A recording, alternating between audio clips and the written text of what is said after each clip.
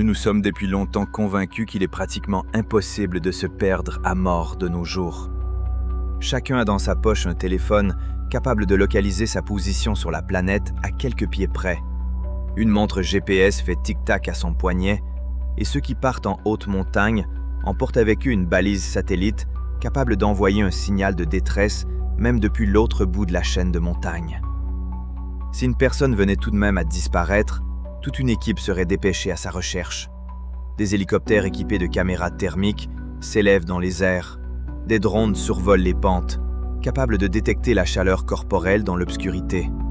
Des chiens et des équipes de bénévoles parcourent le terrain, tandis que les enquêteurs récupèrent les données des antennes relais pour déterminer où le téléphone a été allumé pour la dernière fois. Avec un tel arsenal, on pourrait croire qu'il est possible de retrouver n'importe qui, n'importe où, et que les histoires de personnes disparues sans laisser de traces appartiennent désormais au siècle dernier, tout comme les cartes en papier. Et pourtant, chaque année, dans les coins sauvages du pays, des personnes disparaissent que toute cette technologie ne parvient pas à localiser. Elles ne disparaissent pas dans des forêts inhabitées à des centaines de miles de toute habitation, mais parfois à quelques centaines de pieds d'un sentier, d'un campement, de leurs propres compagnons, littéralement à la vue de tous. On les cherche pendant des semaines, on déploie les équipements les plus modernes, on passe le terrain au peigne fin avec des milliers de paires de pieds, sans trouver ni corps, ni sac à dos, ni même un morceau de vêtement. 1 mois, 6 mois, 1 an s'écoule. L'affaire est classée parmi les non élucidés, et le seul souvenir de cette personne reste une affiche défraîchie sur le panneau à l'entrée du parc, ainsi que les derniers messages sur son téléphone, qui n'a jamais réussi à joindre les secours. Il existe des endroits où tous nos appareils tombent soudainement en panne, où le signal s'évanouit dans le néant, où il suffit à l'homme de faire un pas de côté pour disparaître d'un monde équipé de satellites et de drones. Ceux qui recherchent les disparus dans l'exercice de leurs fonctions connaissent ces endroits sur le bout des doigts et en parlent avec la même réticence que celle dont faisaient preuve les vieux marins lorsqu'ils évoquaient les zones d'où les navires ne reviennent jamais. Le paradoxe, c'est que plus nous emportons de technologie avec nous, plus nous nous sentons sereins et insouciants, et plus nous nous aventurons loin, là où nous n'oserions pas aller sans elle. Les psychologues ont remarqué depuis longtemps qu'une personne qui se sent en sécurité commence à prendre davantage de risques, et le randonneur muni d'un GPS au poignet s'engage sans hésiter sur une descente non vérifiée, s'aventure dans un ravin inconnu ou poursuit sa route à la tombée de la nuit, en se fiant à un appareil qui, en théorie, le ramènera toujours à son point de départ. Sur les longs sentiers comme le Pacific Crest Trail et l'Appalachian Trail, empruntés chaque année par des milliers de randonneurs bien équipés, c'est déjà constitué tout un martyrologe de ceux qui se sont lancés sur un itinéraire balisé avec un téléphone et un baliseur satellite et qui ont tout simplement cessé de se présenter au point de contrôle. Les parents de l'une de ces personnes disparues ont même créé une fondation qui se consacre à la recherche de personnes disparues sur les longs sentiers, car ils ont compris une réalité simple et effrayante. Les recherches officielles s'essoufflent en quelques jours, tandis que le nombre de disparus augmente chaque année. Et le fait qu'ils disposent d'un équipement moderne ne garantit rien. L'un de ces endroits se trouve tout près de la civilisation, dans le sud de la Californie, dans les montagnes de San Jacinto. De là, les stations balnéaires et l'autoroute sont à 2 pas. La célèbre Pacific Crest Trail longe la crête. En été, les touristes affluent ici, et le massif lui-même semble accueillant à première vue, s'élevant par des pentes couvertes de végétation jusqu'à un sommet culminant à 10 834 pieds. Mais dès que l'on s'écarte du sentier, cette impression de convivialité disparaît. Les pentes sont entaillées par de profondes gorges granitiques aux parois abruptes. Des ruisseaux dévalent les marches rocheuses. La végétation devient impénétrable, et le relief est si accidenté qu'une personne qui descend dans l'une de ces gorges se retrouve comme au fond d'un puits de pierre, d'où l'on ne voit ni le ciel au-dessus de sa tête, ni ce qui se trouve à 20 pieds de part et d'autre. C'est précisément dans ces montagnes que, au cours des 2 dernières décennies, plusieurs randonneurs expérimentés ont disparu sans laisser de traces, et la technologie censée les sauver s'est révélée impuissante. Le 7 avril 2017, David O'Sullivan, un Irlandais de 25 ans, a envoyé une brève lettre à ses proches depuis la bibliothèque du village d'Idlewild, niché au pied de ces montagnes. Il était de très bonne humeur. 2 semaines auparavant, il était parti de la frontière mexicaine pour parcourir l'intégralité du sentier du Pacifique, du Mexique au Canada. Un parcours de plus de 2500 milles dont il rêvait depuis plusieurs années. Dans sa lettre, il écrivait que le lendemain, il quitterait le village pour monter plus haut, dans les montagnes de San Jacinto, et continuerait sa route vers le nord. Son chemin suivait un sentier escarpé qui serpentait depuis Idlewild jusqu'à une bifurcation sur la crête, d'où l'on accédait à l'itinéraire principal. Ce sentier est connu, très fréquenté, balisé, et par beau temps, des dizaines de personnes l'empruntent chaque jour. David marchait léger. Il était expérimenté, savait ce qu'il faisait, et rien dans ses projets ne laissait présager de malheur. Ce fut la dernière fois qu'on eut de ses nouvelles. David ne s'est pas présenté au rendez-vous prévu en mai avec un ami, n'a pas donné de nouvelles, n'a pas retiré un seul dollar de son compte, et peu à peu, il est devenu évident que, quelque part entre Idlewild et la prochaine étape de son itinéraire, il avait tout simplement cessé d'exister pour le monde extérieur. Toutes les recherches nécessaires ont été menées pour le retrouver. Les équipes de recherche ont parcouru le terrain à pied, ont passé au peigne fin le sentier et les versants, ont survolé la zone, ont inspecté les gorges et les lits de rivière. David était robuste, bien entraîné. Il suivait un itinéraire balisé que des milliers de personnes avaient emprunté avant lui, et pourtant, il a disparu comme s'il s'était évaporé entre 2 points sur la carte. Ni sac à dos, ni tente, ni trace de campement, ni le moindre équipement. Les semaines se sont écoulées, puis les mois, puis les années. Il ne restait plus rien de ce jeune Irlandais, qui correspondait avec sa famille et qui comptait simplement partir du village pour gravir les montagnes, à part cette toute dernière lettre envoyée depuis la bibliothèque. Les parents de David ont fait de nombreux allers-retours depuis l'Irlande jusqu'à ces montagnes. Ils ont placardé des affiches, mobilisé de nouveaux bénévoles, engagé des chercheurs privés et interrogé tous ceux qui auraient pu apercevoir leur fils à cette époque. Avec le temps, ils sont parvenus à la même conclusion que les familles des autres disparus sur les sentiers et ont mis leur chagrin au service d'une cause qui aide désormais à retrouver les personnes disparues lors de longues randonnées. Mais cela n'a pas ramené David lui-même. San Jacinto s'est refermé sur lui sans laisser le moindre indice, et sur la liste de ceux que ces montagnes ont emportés à jamais, son nom n'est pas le premier. Le plus effrayant dans cette histoire, c'est que 12 ans avant David, ces mêmes montagnes avaient englouti un autre homme de la même manière. Et ce n'est que par pur hasard qu'on a pu découvrir par la suite comment tout cela s'était terminé. Le 2 mai 2005, John Donovan, à qui il restait 5 jours avant son 60e anniversaire, s'était engagé sur ce même sentier du Pacifique dans cette région. C'était un vétéran des longues randonnées qui avait parcouru des milliers de milles de sentiers au cours de sa vie, mais il avait la réputation d'être un piètre guide, se perdant facilement. Et cette fois-là, comme on l'apprit plus tard, il n'avait emporté ni carte précise, ni boussole. De plus, il souffrait d'une hypertrophie cardiaque, ce qui lui causait des difficultés à respirer en altitude et l'empêchait de réfléchir clairement. Quelque part sur les pentes de San Jacinto, John s'était écarté du sentier, et quelques jours plus tard, le 6 mai, une tempête de neige tardive s'abattit sur les montagnes, recouvrant le sud de la Californie d'une couche de neige lui arrivant presque aux genoux. Cet homme âgé, souffrant d'une maladie cardiaque, sans carte ni boussole, surpris par la tempête en altitude, s'est retrouvé bloqué sur les pentes d'un sommet de 10 000 pieds. Et les recherches menées pour le retrouver n'ont rien donné non plus. L'histoire de John Donovan est d'autant plus révélatrice qu'il était tout sauf un amateur insouciant. Il avait à son actif des milliers de miles de sentiers parcourus. Il connaissait les montagnes, les aimait et y avait passé la moitié de sa vie. Et pourtant, tout cela ne l'a pas sauvé. Il a suffi que plusieurs petits détails s'accumulent.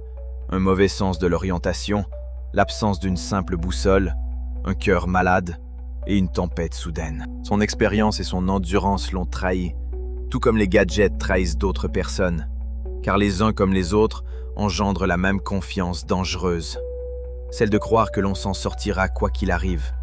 Et les montagnes ne pardonnent pas cette confiance. Le corps de John Donovan n'a été retrouvé qu'1 an plus tard, et ce ne sont pas les secours qui l'ont découvert, mais 2 randonneurs tout aussi égarés, à qui il a sauvé la vie alors qu'il était déjà mort. En mai 2006, un jeune couple de Dallas, Brandon Day, 28 ans, et Gina Allen, 24 ans, s'est égaré dans ces mêmes montagnes et a passé 3 nuits en pleine nature, grelottant de froid et perdant peu à peu tout espoir. La 3e nuit, ils sont tombés sur un campement abandonné depuis longtemps. Dans un sac à dos laissé sur place se trouvaient des vêtements et des allumettes. Et ce sont précisément ces allumettes, ce feu, qui leur ont permis de tenir le coup et, finalement, de retrouver la civilisation. Le sac à dos appartenait à John Donovan. Lorsque les sauveteurs, guidés par le récit du couple, ont fouillé les lieux, non loin de là, au pied d'une cascade d'environ 20 pieds de haut, dans un recoin parmi les rochers moussus, ils ont découvert des restes humains. Presque exactement 1 an après la disparition de John, ces mêmes montagnes ont conduit 2 autres personnes jusqu'à son dernier campement et ses affaires leur ont sauvé la vie, alors que lui-même gisait à quelques pas de là pendant tout ce temps, sans qu'aucun appareil technique ne parvienne à le localiser en 1 an. Il n'est pas difficile de comprendre pourquoi, dans de tels endroits, tous nos appareils électroniques tombent en panne, si l'on sait comment ils fonctionnent. La navigation par satellite repose sur un principe très simple. Le récepteur capte les signaux de plusieurs satellites à la fois et calcule sa position à partir de la différence de temps. Pour cela, il a besoin d'un ciel dégagé au-dessus de lui et d'une ligne de visée directe vers les satellites. Dans une gorge granitique profonde, aux parois de plusieurs centaines de pieds, le ciel se réduit à une étroite bande. Une partie des satellites est masquée par les rochers, et leur signal, au lieu d'arriver directement, se réfléchit sur les parois rocheuses et arrive avec un retard. Le récepteur prend cet écho réfléchi pour le signal réel et se trompe de plusieurs centaines de pieds dans ses calculs, indiquant parfois un point situé de l'autre côté de la crête. L'utilisateur regarde l'écran, voit une flèche assurée et des coordonnées affichées avec précision, et se met à s'y fier, alors que l'appareil, à ce moment-là, ment, car il est physiquement incapable de capter un signal fiable au fond d'une crevasse rocheuse. La même chose se produit sous un couvert forestier dense, où les cimes des arbres atténuent et diffusent le signal, et où le point à l'écran commence à osciller de plusieurs dizaines, voire centaines de pieds dans tous les sens. Les ingénieurs connaissent depuis longtemps ce problème et l'appellent l'effet du puits de pierre. Dans un espace étroit aux parois hautes et réfléchissantes, le GPS peut indiquer un emplacement non seulement avec une erreur de quelques pas, mais à plusieurs centaines de pieds de la position réelle, parfois sur la rive opposée d'un ruisseau ou de l'autre côté d'une crête. Pour celui qui avance d'un pas assuré en suivant la flèche au crépuscule, une telle erreur signifie qu'il ne va pas là où il le pense, et qu'à chaque pas, il ne fait qu'aggraver sa désorientation, en faisant entièrement confiance à un appareil qui le trahit. C'est précisément pour cette raison que les sauveteurs ne se lassent pas de répéter une chose simple, que peu de gens écoutent à l'ère des smartphones. Un GPS n'est utile que tant que le ciel est dégagé au-dessus de vous, et en terrain accidenté, s'y fier est plus dangereux que de se fier à son propre jugement, à une boussole et à une carte papier. Avec les caméras thermiques, sur lesquelles on compte tant lors des recherches aériennes, la situation est encore plus délicate, car les gens leur attribuent des capacités qu'elles n'ont pas. Une caméra thermique ne voit pas à travers les objets, mais détecte uniquement les différences de température à la surface de ce qui se trouve dans son champ de vision. Elle repère parfaitement un corps chaud sur un versant dégagé par une nuit froide, mais elle est totalement aveugle s'il y a un obstacle entre la caméra et la personne. Une couronne d'arbres denses, un auvent en pierre, une couche de terre ou de neige masque complètement la chaleur à ses yeux, et une personne allongée sous un buisson, dans une crevasse ou sous des décombres, n'existe tout simplement pas pour un drone en vol. Pire encore, si la personne est déjà décédée et que son corps s'est refroidi jusqu'à atteindre la température des rochers environnants, la caméra thermique ne la distinguera pas de l'arrière-plan, même en l'absence totale d'obstacles. Ajoutez à cela une autonomie de vol limitée, car la batterie du drone ne dure au mieux que 3/4 d'heure, et par temps froid, elle se décharge encore plus vite. Et l'on comprend pourquoi les recherches aériennes, même avec l'équipement le plus moderne, survolent à maintes reprises une personne allongée en contrebas sans la repérer.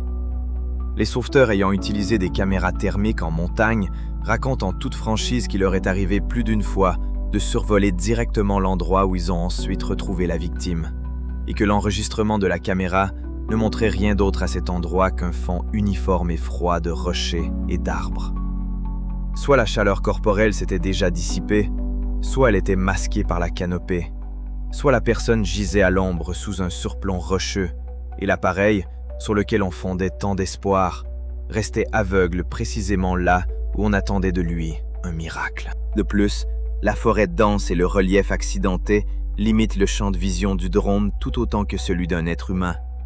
Pour voir quelque chose sous le feuillage, il faut se trouver presque directement au-dessus d'une trouée au bon moment.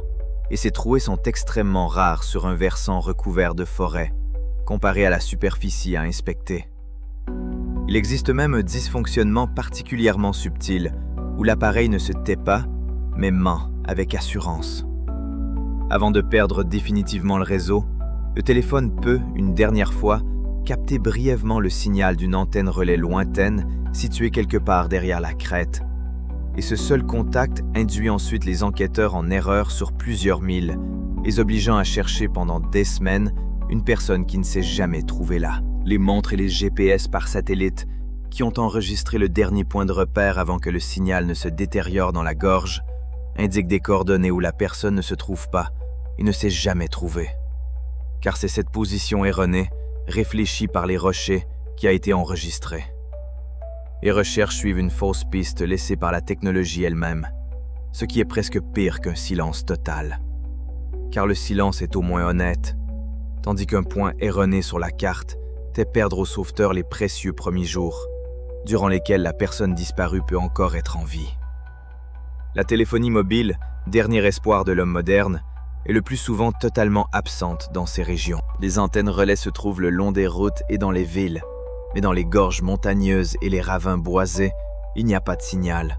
Et le téléphone, qui en ville sait tout de son propriétaire, se transforme ici en un morceau de verre inutile, affichant une barre de réception vide. C'est précisément pour cette raison qu'un même détail tragique se répète si souvent. Les disparus ont tenté d'appeler et d'envoyer des messages, ont composé le numéro des secours, ont envoyé des messages à leurs proches, mais la communication n'a pas abouti. Le signal n'est pas passé, et leurs derniers mots sont restés gravés dans la mémoire du téléphone, retrouvés par la suite près du corps ou sans corps du tout.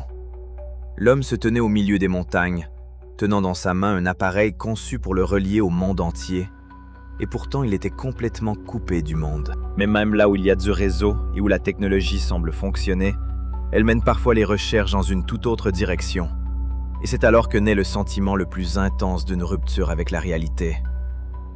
Le 20 août 2004, Garrett Bardsley, âgé de 12 ans, passait des vacances avec son père et d'autres scouts au bord du lac Kuberant, dans les montagnes Uinta, dans l'État de l'Utah. Tôt le matin, le garçon pêchait, s'était mouillé les pieds et avait décidé de retourner au camp pour enfiler des chaussures sèches. Le chemin était très court, quelques centaines de pieds sur le sentier familier qu'ils avaient emprunté la veille. Son père l'a vu se diriger vers les tentes. Garrett n'est jamais arrivé au campement. Entre le lieu de pêche et le campement, sur un court tronçon de terrain dégagé, loin d'être isolé, à la vue de tous, le garçon de 12 ans a disparu sans laisser de traces. Les recherches ont été lancées immédiatement et ont pris une ampleur difficile à imaginer. Au cours des 10 premiers jours, près d'1 millier de bénévoles affluèrent dans les montagnes de Uinta. Des maîtres chiens avec leurs chiens furent mobilisés, l'aviation fut mise à contribution, la zone fut ratissée dans un rayon de 3 miles autour du dernier endroit où le garçon avait été aperçu. Les rives des lacs, les versants et la forêt dense furent fouillés. 1 millier de personnes cherchaient un seul enfant sur un petit bout de terrain montagneux, sachant presque exactement où il avait disparu. Et elles n'ont rien trouvé. Ni une chaussure, ni un morceau de vêtement, ni la moindre trace sur le sol meuble au bord de l'eau. Au bout de 9 jours, les recherches officielles ont été suspendues, sans avoir trouvé le moindre indice sur ce qui s'était passé. Au début, c'était surtout le lac où le garçon pêchait qui suscitait le plus de crainte, et les eaux furent fouillées avec une attention particulière, mais elles ne livrèrent rien non plus. Les chiens de recherche, qui avaient pris la piste au bord de l'eau, là où Garrett s'était tenu pour la dernière fois, arrivaient jusqu'à un certain point, puis perdaient la trace, comme si le garçon s'était tout simplement volatilisé à cet endroit. L'enquête a finalement penché pour la thèse selon laquelle il aurait, d'une manière ou d'une autre, quitté le petit sentier, se serait perdu et serait mort de froid dans les montagnes. Mais cette hypothèse n'explique pas l'essentiel. Où est passé le corps dans cette zone de 3 miles minutieusement ratissée, où un millier de père-dieux, des chiens et des hélicoptères ont mené les recherches? Le père de Garrett ne croit toujours pas à un accident et estime que quelqu'un a enlevé son fils, car un garçon de 12 ans en bonne santé ne pouvait pas disparaître sans laisser de traces en quelques minutes dans un endroit dégagé à 2 pas du campement. La police, quant à elle, n'a trouvé aucun indice d'enlèvement, ni trace d'étrangers, ni témoins, ni preuves, et s'en est tenue à la thèse de l'enfant égaré. Personne ne connaît la vérité. Garrett Bardsley s'est volatilisé sur un tronçon de plusieurs centaines de pieds entre son père et la tante. Et plus de 20 ans plus tard, son affaire reste toujours en suspens, tandis que la question de savoir comment une opération de recherche moderne, mobilisant de nombreux effectifs et disposant de moyens importants, n'a pas réussi à retrouver le corps de l'enfant presque à l'endroit même où il avait été vu, reste sans réponse. Si le cas de Garrett montre comment une personne peut disparaître presque sous les yeux de ses proches, une autre histoire de la même époque a poussé le sujet à l'extrême, en associant cette disparition à un scénario numérique on ne peut plus moderne. En 2014, dans le désert de Mojave, dans l'état du Nevada, vivait et tournait des vidéos Kenny Vish, un homme de 47 ans, passionné de randonnée en solitaire, qui publiait ses sorties sur une chaîne vidéo sous un pseudonyme connu de ses rares abonnés. L'été de cette année-là, il a laissé sous l'une de ses vidéos un commentaire qui s'est ensuite répandu sur tout Internet. Kenny a écrit qu'un jour, lors d'une randonnée près de la base militaire de Nellis, il était tombé sur une étrange grotte dont l'entrée avait la forme d'un M parfait et que dès qu'il s'en était approché, tout son corps s'était mis à vibrer. Plus il s'en approchait, plus cette vibration s'intensifiait, si bien qu'il avait pris peur et s'était empressé de s'enfuir. L'endroit dont il parlait se trouve dans une bande désertique, sillonnée d'anciennes galeries minières, au nord de Las Vegas, non loin de la zone militaire fermée de la base de Nellis, à la limite même de cette région autour de laquelle circulent depuis des décennies des rumeurs concernant des installations secrètes. Ce simple voisinage suffisait à donner à l'histoire de la grotte vibrante une touche de mystère, et les commentaires regorgeaient de suppositions sur des tunnels militaires souterrains, des essais ou n'importe quoi d'autre. Kenny lui-même, sur sa chaîne, se présentait comme un homme lucide et passionné. Il filmait de longues randonnées à pied dans le désert et dans des mines abandonnées.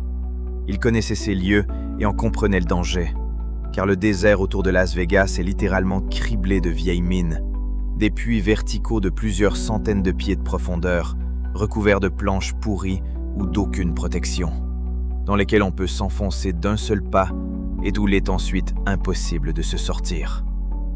Ce commentaire a déclenché une tempête. Les uns exigeaient qu'il y retourne pour filmer cette grotte mystérieuse, les autres le traitaient de fabulateur et le mettaient au défi de prouver ses dires. Kenny releva le défi.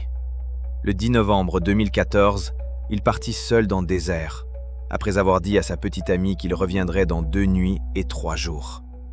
Il n'est pas revenu. L'alerte n'a été donnée que le 17 novembre, une semaine plus tard, et les équipes de recherche se sont rendues dans le désert.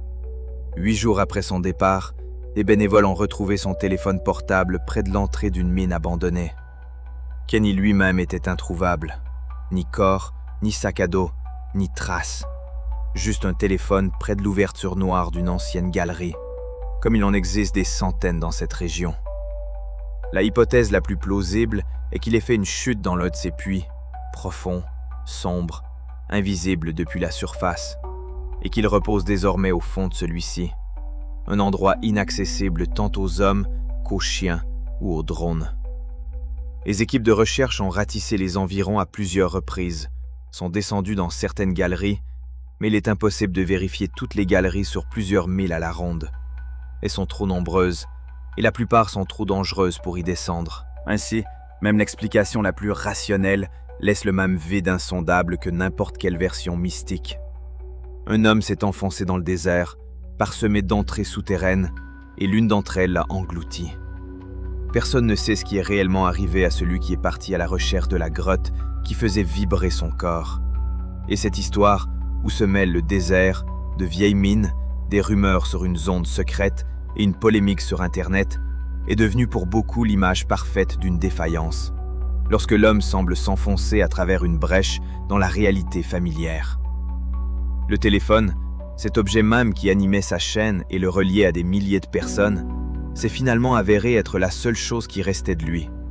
Et il gisait à l'entrée de cet endroit où aucun signal ne parvient plus. Ce qui est particulièrement effrayant, c'est que personne ne sait vraiment combien de personnes se sont ainsi évaporées dans les contrées sauvages du pays.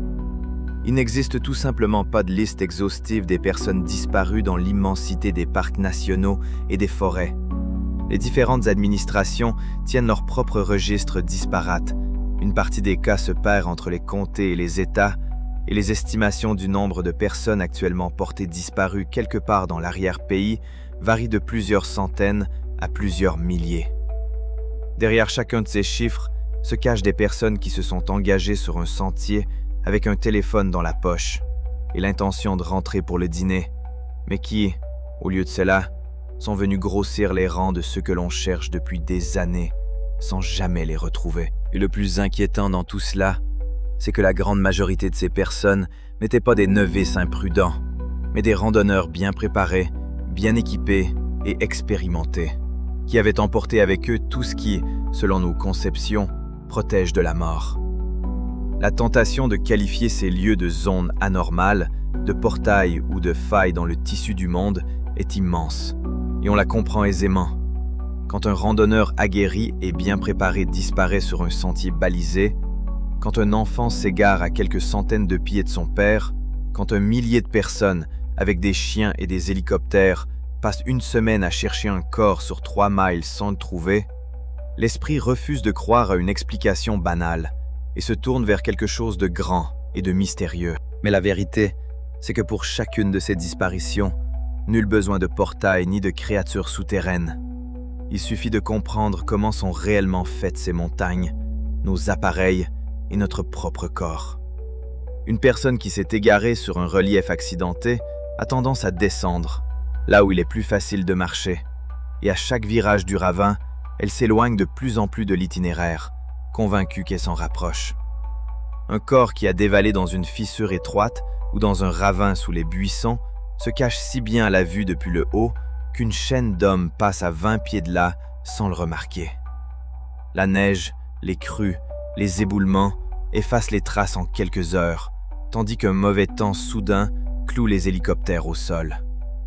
Tout cela se concentre en un seul endroit, et cet endroit se transforme en un piège d'où aucun signal ne parvient à s'échapper. Les sauveteurs, qui travaillent depuis des années sur un même territoire, connaissent parfaitement ces points sur leur carte et les traitent avec une prudence quasi superstitieuse, bien qu'ils expliquent tout par des raisons purement terre-à-terre.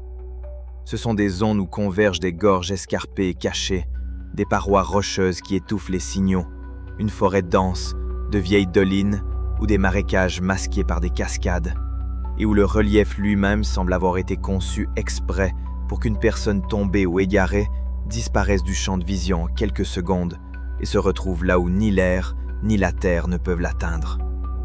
Ce n'est pas un hasard si ces mêmes montagnes, comme celle de San Jacinto, emportent des vies encore et encore, décennie après décennie. Ce n'est ni une malédiction, ni une rupture avec la réalité, mais le fait qu'une certaine géométrie de la roche et de la végétation crée les conditions idéales pour qu'une personne disparaisse sans que son corps ne refasse surface.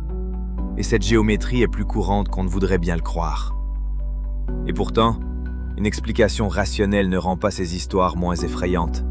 Au contraire, elles le deviennent peut-être encore davantage.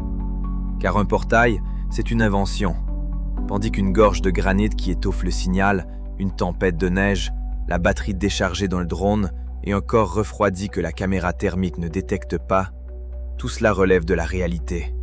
Et celle-ci ne disparaîtra pas pour autant que nous ayons un GPS dans notre poche. Nous sommes entourés de technologies qui nous donnent l'impression très convaincante que le monde est cartographié, recouvert d'un réseau et qui ne nous laissera pas partir vers l'inconnu. Puis nous empruntons un sentier d'apparence accueillante, faisons quelques pas sur le côté, et tout ce réseau se déchire. David O'Sullivan a écrit une lettre optimiste à sa famille et est parti du village vers les montagnes que l'on aperçoit depuis n'importe quelle rue de la station balnéaire, et on ne l'a toujours pas retrouvé. Garrett Bardsley est allé enfiler des chaussures sèches et n'a pas parcouru les dernières centaines de pieds qui le séparaient de la tente. Kenny Vitch est parti filmer la grotte dont il avait parlé à tout Internet et n'a laissé derrière lui que son téléphone à l'entrée d'une ancienne mine. Chacun d'entre eux croyait, tout comme nous, qu'à notre époque et à si peu de distance des autres, il était impossible de se perdre à jamais. Nous sommes tellement habitués aux points bleus sur la carte, aux barres de réseau, à l'idée que nous sommes toujours visibles depuis un satellite, que nous avons cessé de remarquer à quel point ce voile de certitude numérique est mince et fragile. Elle ne tient qu'à la visibilité directe vers le ciel, à la charge de la batterie, à la proximité d'une antenne relais, à la clarté de l'air, et dès que l'une de ces conditions vient à manquer, le voile se déchire, laissant apparaître en dessous cette même terre ancienne et sauvage, pas plus explorée ni plus miséricordieuse qu'il y a des centaines d'années. Il existe des lieux où la technologie se tait, où le signal s'éteint, et où l'homme fait un dernier pas avant de disparaître du monde, tout en restant, si l'on en croit les appareils, à notre portée de vue pendant tout ce temps. Et tant que nous n'aurons pas appris à nous souvenir de ces lieux et à les respecter, ils continueront à emporter des gens. Exactement comme ils ont emporté ce jeune Irlandais sur un sentier bien fréquenté. Ce garçon a 2 pas de sa tente, et cet homme parti filmer une grotte dont il avait parlé à tout Internet. C'est tout pour aujourd'hui les amis. Si ça vous a plu, n'hésitez pas à cliquer sur le pouce vers le haut, à partager cette vidéo avec vos amis, et à bientôt.